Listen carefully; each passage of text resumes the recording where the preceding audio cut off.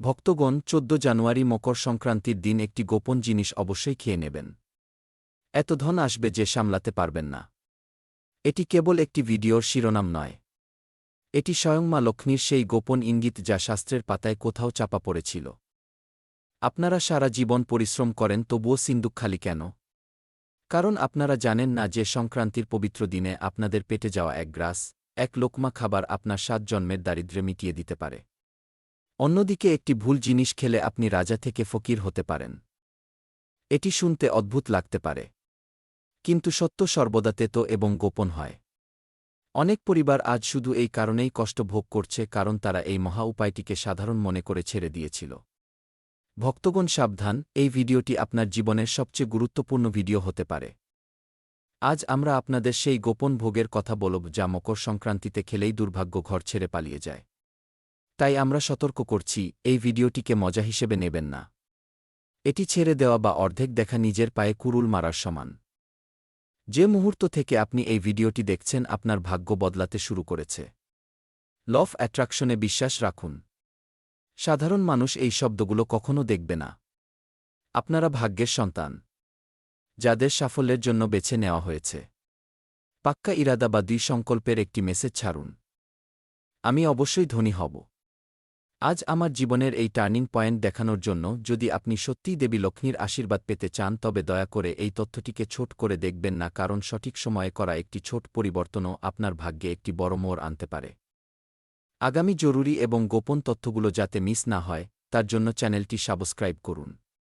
ভক্তগণ, সেই গোপন বস্তুটি সম্পর্কে জানার আগে এটি বোঝা খুব জরুরি যে ১৪ জানুয়ারি ২০২৬ এর দিনটি এত বিপজ্জনক এবং এত অলৌকিক কেন।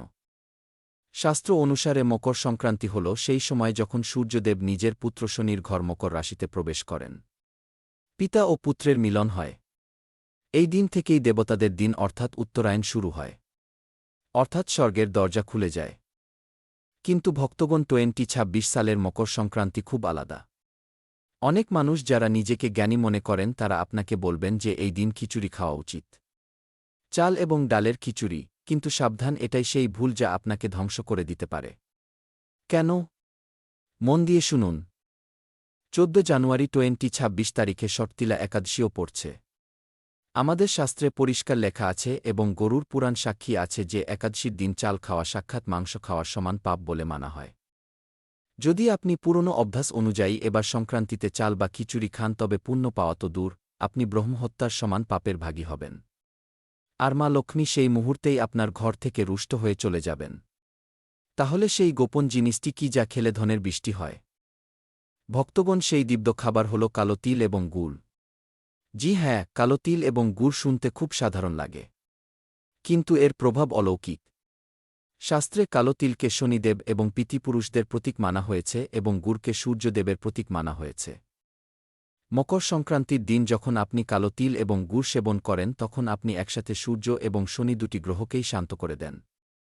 একদিকে সূর্যদেব আপনাকে মানসম্মান এবং স্বাস্থ্য দেন, তো অন্যদিকে শনিদেব আপনার জীবন থেকে সমস্ত বাধা এবং দুর্ভাগ্য সরিয়ে দেন। নিয়ম হল, মকর সংক্রান্তির সকালে স্নান করার পর সবার আগে নিজের পিতৃপুরুষ এবং সূর্যদেবকে হাত জোর করে স্মরণ করুন। তারপর এই তিল এবং গুড়কে প্রসাদ মনে করে খান।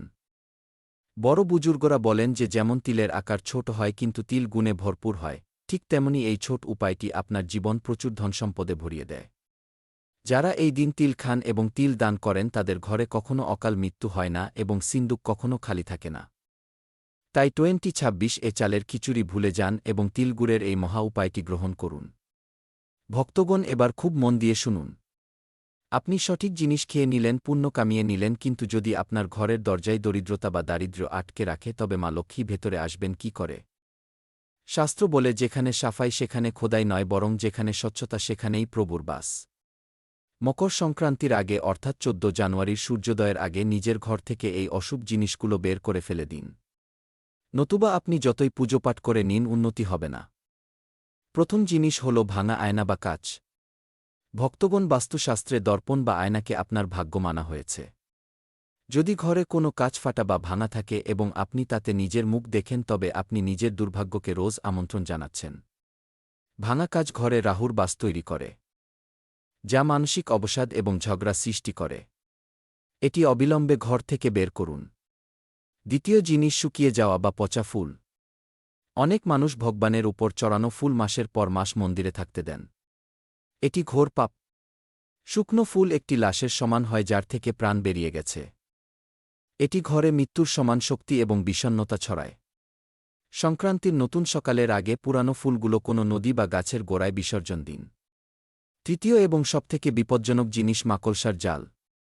ভক্তগণ, ঘরের কোণে লেগে থাকা জাল শুধু নোংরা নয়, এটি আপনার ঋণের জাল। যেই ঘরের ছাদে জাল ঝোলে সেই ঘরের প্রধান সবসময় লীন এবং সমস্যায় ফেঁসে থাকেন। যেমন মাছি জালে ফাঁসে যায়, তেমনি আপনার ভাগ্য ফেঁসে যায়। মকর সংক্রান্তির আগে ঘরের কোণা কোণা পরিষ্কার হওয়া চাই। চতুর্থ বস্তু, পুরানো ছেঁড়া জুতো চপ্পল। প্রায়ই আমরা পুরানো জুতো সিঁড়ির নিচে বা স্টোর রুমে এটা ভেবে রেখে দিই যে কখনো কাজে আসবে। কিন্তু মনে রাখবেন, পা হল শনির স্থান। ছেঁড়া এবং বেকার জুতো ঘরে রাখলে শনিদেব রেগে যান এবং হতে যাওয়া কাজ বিগড়ে যেতে থাকে। লড়াই বাড়ে, সাফল্য মেলে না। এই সংক্রান্তিতে নিজের ঘর থেকে এমন সমস্ত অলক্ষ্মীকে বের করে ফেলে দিন। পঞ্চম জিনিস, বন্ধ পড়ে থাকা ঘড়ি এবং জং ধরা তালা। ঘড়ি আপনার সময় এবং তালা আপনার ভাগ্য। যদি ঘরে বন্ধ ঘড়ি থাকে তবে বুঝে নিন আপনার ভালো সময়ও আটকে আছে। আর যদি জং ধরা চাবিহীন তালা রাখা থাকে তবে তা আপনার ভাগ্যের দরজা বন্ধ করছে। এগুলো বা ঠিক করিয়ে নিন বা কবাড়িতে দিয়ে দিন, কিন্তু ঘরে রেখে নিজের উন্নতি আটকাবেন না। ভক্তগণ, এই পরিষ্কার পরিচ্ছন্নতা কোনো সাধারণ ঝাড়ু পোছা নয়। এটি নিজের জীবন থেকে নেতিবাচকতাকে উপরে ফেলার একটি অনুষ্ঠান। যখন ঘর থেকে এই আবর্জনা বের হবে তখনই সেখানে ইতিবাচক শক্তির জন্য, মা লক্ষ্মীর জন্য জায়গা তৈরি হবে। ভক্তগণ, একটু থামুন এবং নিজের চারপাশে দেখুন। আমি এখনই যে জিনিসগুলোর নাম নিলাম সেগুলোর মধ্যে কোনো একটিও কি আপনার ঘরে উপস্থিত আছে? কি আপনার ছাদে জঞ্জাল পড়ে আছে বা স্টোর রুমে কোনো বন্ধ ঘড়ি লুকিয়ে আছে? লজ্জা পাবেন না এবং ভয়ও পাবেন না। আমরা সবাই মানুষ এবং ভুল আমাদের সবার হয়, কিন্তু বুদ্ধিমান সেই যে সময় থাকতে নিজের ভুল শুধরে নেয়। আমাকে এখনই এই মুহূর্তে কমেন্ট করে সত্যি সত্যি জানান, আপনিও কি অজান্তে এই ভুলগুলো করছিলেন? যদি হ্যাঁ, তবে আজই সংকল্প নিন যে মকর সংক্রান্তির আগে এগুলো ঘর থেকে বের করবেন। নিজের পাপের প্রায়শ্চিত্ত করার জন্য এবং নিজের ঘরের শুদ্ধির জন্য কমেন্ট বক্সে পুরো ভক্তি সহকারে লিখুন ও নমো ভগবতে বাসুদেবায় বা জয় মা লক্ষ্মী। আপনার এই একটি কমেন্ট ব্রহ্মাণ্ডে এই বার্তা পাঠাবে যে আপনি পরিবর্তনের জন্য তৈরি। মনে রাখবেন, যখন আপনি নিজের ভুল স্বীকার করেন তখনই শোধরানোর রাস্তা খোলে। ভক্তগণ, ঘরের সাফাই তো হয়ে গেল। এবার পালা ঘর সাজানোর। কিন্তু সাজসজ্জা ফ্যান্সি শো পিস দিয়ে নয়, বরং সেই দিব্য বস্তুগুলি দিয়ে করতে হবে যা সাক্ষাৎ মা লক্ষ্মীকে টেনে আপনার দুয়ার পর্যন্ত নিয়ে আসে। 14 জানুয়ারি 2026 তারিখে যদি আপনি বাজার থেকে এই 5টি জিনিস বা এর মধ্যে কোনো একটি জিনিসও ঘরে নিয়ে আসেন তবে বুঝবেন আপনি নিজের ঘরের বাস্তু দোষ চিরকালের জন্য শেষ করে দিলেন। প্রথম জিনিস হল ধাতুর কচ্ছপ। ভক্তগণ, ভগবান বিষ্ণু কচ্ছপ অবতার নিয়েছিলেন। কচ্ছপ স্থিরতার প্রতীক। যেই ঘরে পিতল বা রূপোর কচ্ছপ উত্তর দিকে রাখা থাকে সেখানে ধন আসে তো বটেই, কিন্তু সবথেকে বড় কথা সেই ধন টিকেও থাকে, জলের মতো বয়ে যায় না। দ্বিতীয় বস্তু, দক্ষিণাবর্ত শঙ্খ। সমুদ্র মন্থনের সময় মা লক্ষ্মীর আগে শঙ্খ রত্ন হিসেবে বেরিয়েছিল, তাই শঙ্খকে লক্ষ্মীজির ভাই মানা হয়। মকর সংক্রান্তির দিন এটি ঘরে এনে পুজোর স্থানে রাখুন। যেই ঘরে শঙ্খের ধ্বনি বাজে সেখান থেকে দরিদ্রতা সেভাবেই পালিয়ে যায় যেভাবে সিংহের গর্জন শুনে হরিণ পলায়। তৃতীয় জিনিস, লঘু নারকেল। এটি সাধারণ নারকেলের থেকে খুব ছোট হয়, কিন্তু এর শক্তি অপার। একে লাল কাপড়ে মুড়িয়ে নিজের সিন্দুকে রেখে দিন। এটি চুম্বকের মতো টাকাকে টানে। চতুর্থ জিনিস, ময়ূরের পালক। ভগবান শ্রীকৃষ্ণের প্রিয় ময়ূর পালক। এটি শুধু সৌন্দর্য নয়, বরং এক রক্ষক। যদি আপনার ঘরে প্রায়ই নজর লাগে, বাচ্চাদের ভয় লাগে বা রাহুর দোষ আছে তবে এই সংক্রান্তিতে প্রধান দরজায় 3টি ময়ূরের পালক লাগিয়ে দিন। সমস্ত নেতিবাচক শক্তি জলে ছাই হয়ে যাবে। পঞ্চম এবং সবথেকে গুরুত্বপূর্ণ, তুলসী গাছ। যদি ঘরে তুলসী শুকিয়ে গিয়ে থাকে বা না থাকে তবে এই দিন নতুন তুলসী অবশ্যই লাগান। তুলসী কেবল গাছ নয়, তা ঘরের রাডার। বিপদ আসার আগে তুলসী শুকিয়ে আপনাকে ইঙ্গিত দিয়ে দেয়। কিন্তু ভক্তগণ, বাজার থেকে জিনিস কিনে নেওয়া খুব সহজ। টাকা ফেলো, মাল এসে যাবে। কিন্তু আপনারা কি জানেন যে মকর সংক্রান্তির আসল খাজানা দোকানে পাওয়া যায় না? তা পাওয়া যায় আপনার ভাবে, আপনার কর্মে। আমি আপনাদের এক খুব পুরানো হৃদয় স্পর্শ করা কথা শোনাচ্ছি। এটি মন দিয়ে শুনুন। হয়তো আপনার চোখে জল চলে আসবে, কিন্তু এই গল্প আপনার আত্মাকে জাগিয়ে দেবে। অনেক কাল আগের কথা। এক গ্রামে মাধব নামের এক খুব দরিদ্র ব্রাহ্মণ থাকত। সে এত গরিব ছিল যে তার ঘরে খাওয়ার দানা ছিল না। গায়ে ছেঁড়া জামাকাপড় ছিল। মকর সংক্রান্তির দিন এল। পুরো গ্রাম উৎসব পালন করছিল। ধনী শেঠরা সোনার মোহর দান করছিলেন, গরু দান করছিলেন, বড় বড় ভাণ্ডারা লঙ্গরখানা বসাচ্ছিলেন। সবাই নিজের বিলাসিতা দেখাচ্ছিলেন। মাধব নিজের ভাঙা কুঁড়ে ঘরে বসে কাঁদছিল। সে ভগবানকে বলল, হে প্রভু, আজ এত বড়দিন। সবাই তোকে কিছু না কিছু দিচ্ছে, কিন্তু আমি কপাল পোড়া, তোকে কি দেব? আমার কাছে তো নিজের খাওয়ার মতো কিছু নেই। তখনই তার মনে পড়ল ঘরের এক কোণে মাটির পাত্রে এক মুঠো কালো তিল এবং সামান্য পুরনো গুড় বেঁচেছিল। ব্যাস, ওটাই ছিল তার মোট পুঁজি। সে তা মুঠোয় ভরে মন্দিরের দিকে চলল। রাস্তায় শীতে কাঁপতে থাকা এক বুড়ো ভিখারি তার দেখা পেল। ভিখারি উপুল করা পাত্রে একরকম আঁকিবুকি কাটছিল। কাঁপতে কাঁপতে হাত পাতল এবং বলল, বাবা, খুব খিদে পেয়েছে, কিছু খেতে দাও। মাধব দেখল ভিখারির অবস্থা তার থেকেও খারাপ। মাধবের চোখে করুণা ভরে এল। সে এক মুহূর্ত ভাবল না এবং নিজের মুঠোয় চেপে রাখা সেই শেষ কালো তিল এবং গুড় সেই ভিখারির তালুতে রেখে দিল এবং মনে মনে বলল, হে নারায়ণ, এটি আপনার জন্য। ভিখারি খেল হাসল এবং চলে গেল। মাধব খালি হাতে কিন্তু ভরা হৃদয় নিয়ে ঘরে ফিরল। সেই রাতে সে খিদে পেটে ঘুমাল, কিন্তু তার ঘুম খুব শান্তির হল। সময় কাটল, মাধবের মৃত্যু হল এবং সে যমরাজের দরবারে পৌঁছাল। সেখানে চিত্রগুপ্ত সবার কর্মের হিসেব করছিলেন। একদিকে সেই ধনী শেঠদের হিসেব হচ্ছিল যারা মকর সংক্রান্তিতে সোনার পাহাড় দান করেছিলেন, কিন্তু তাদের মনে অহংকার ছিল।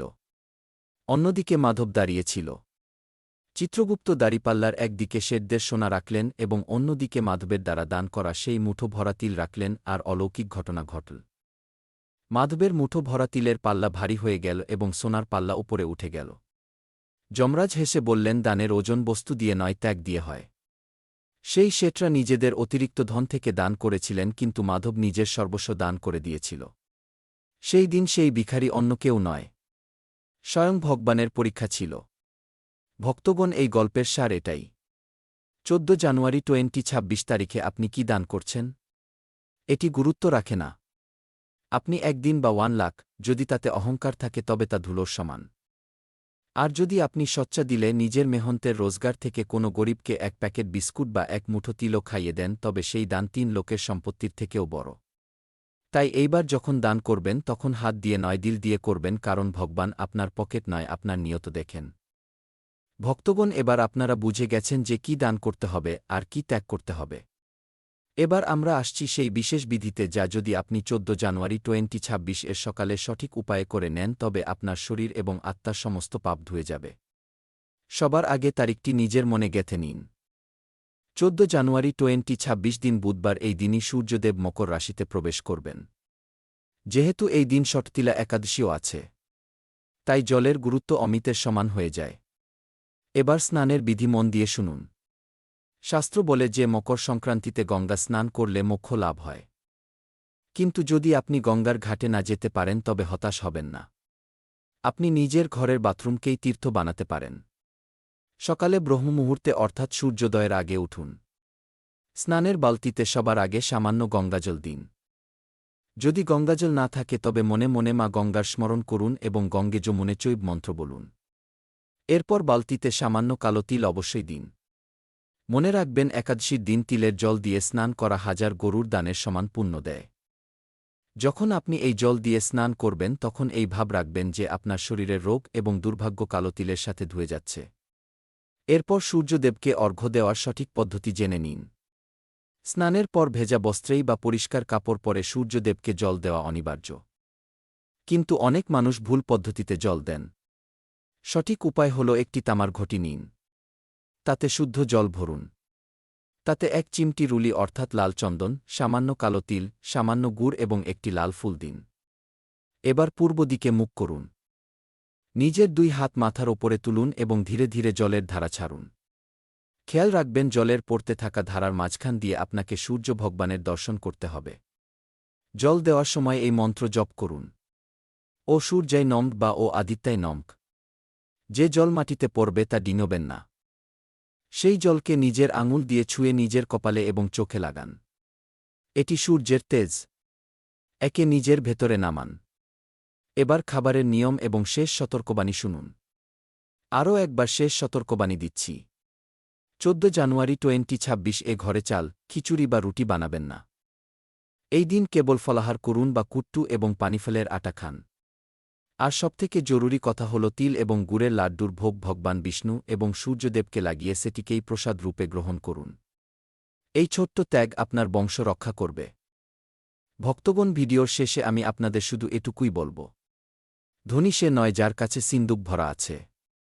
ধনী সে যার কাছে ঈশ্বরের আশীর্বাদ এবং সন্তোষ আছে। মকর সংক্রান্তি প্রতি বছর আসে, কিন্তু 2026 এই সংযোগ বারবার আসবে না। আজ আপনার কাছে দুটি রাস্তা আছে। একটি রাস্তা হল এই ভিডিওটি এখনই বন্ধ করুন এবং নিজের পুরনো অভ্যাসে সেই দারিদ্র্য এবং ক্লেশে ফিরে যান।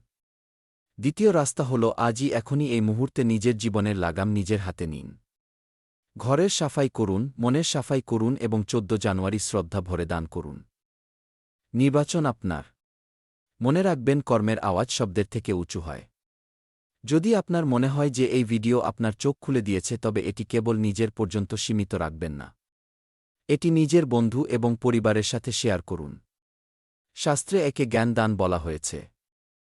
কে জানে আপনার একটি শেয়ারে কোনো গরিবের ঘরে আলো জ্বলে উঠবে, আর যখন অন্য কারোর ভালো হয় তখন তার দোয়া আপনারই লাগে।